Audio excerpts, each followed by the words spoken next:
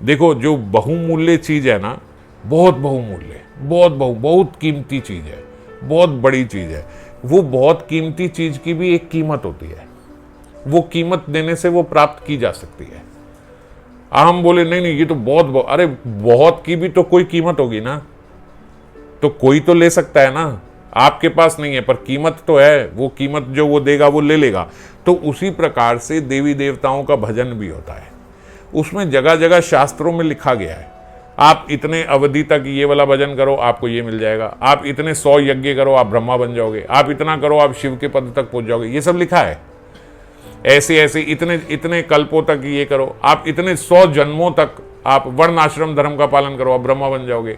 तो ये सब लिखा है कि ये करो ये मिलेगा, ये करो, क्योंकि ये बहुमूल्य वस्तुएं हैं पर इनकी कीमत है। पर कहीं पे भी ऐसा नहीं लिखा कि आप राग मार्ग में भजन करो, उसकी ये विधि है तो आपको गोलोक प्राप्त हो जाएगा।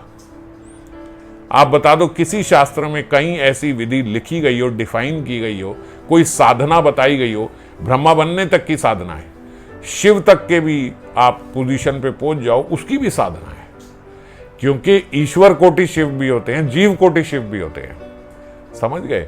तो जीव भी शिव, जीव शिव भी बन सकते हैं, उसकी भी विधि लिखी है। पर कई विधि ये लिखी है कि आप इतना इतना पाठ करो, इतनी इतनी माला करो, इतना व्रत करो, इतने एकादशी व्रत, आप जो मर्जी जो कुछ आप करते हो वो सब बताओ।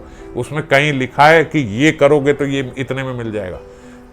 ज्यादा से ज्यादा क्या, आपके पाप कर्म खत्म हो जाएंगे, आपके पिछले सारे पाप निवृत्त हो जाएंगे, आपने जो अपराध किए हैं उससे निवृत्त हो जाओगे। आज तक के एक व्रत रखो, आपके आज आप बोले राधाष्टमी, राधाष्टमी रखो, आपके आज तक के जितने पाप अपराध हैं सब उससे आप निवृत्त हो जाओगे।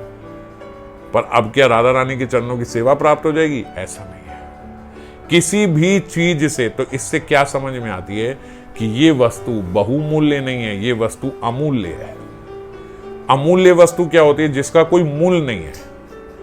तो ये जो मंजरी भाव है ये अचीवेबल नहीं है, ये रिसीवेबल है। आप रिसीव कर सकते हो, कृपावश आपको कोई दे दे, आप रिसीव कर रहे हो, पर आप अचीव नहीं कर सकते। कोई ऐसी साधना नहीं है आप कहोगे ये करके मैं ये अचीव कर लूंगा, ऐसा नहीं है। रिसीवेबल है, वो चाहे कृपा से आपको दे दे, वो चाहे तो दे दे।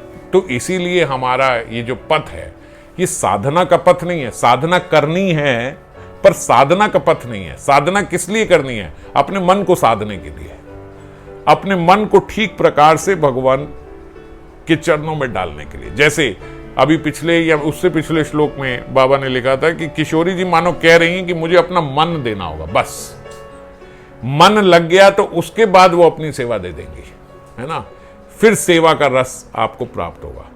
तो इसीलिए आप कहो कि नहीं नहीं ये करके मिल जाएगा, वो आप ले नहीं सकते, वो दी जाती है, वो आपको मिल जाएगी। नहीं तो कोई इसका मात्रा नहीं है कि इतने एकादशी व्रत के बाद ये प्राप्त हो जाएगा, इतने जन्माष्टमी के व्रत कर लो तो ये प्राप्त, नहीं, कुछ नहीं।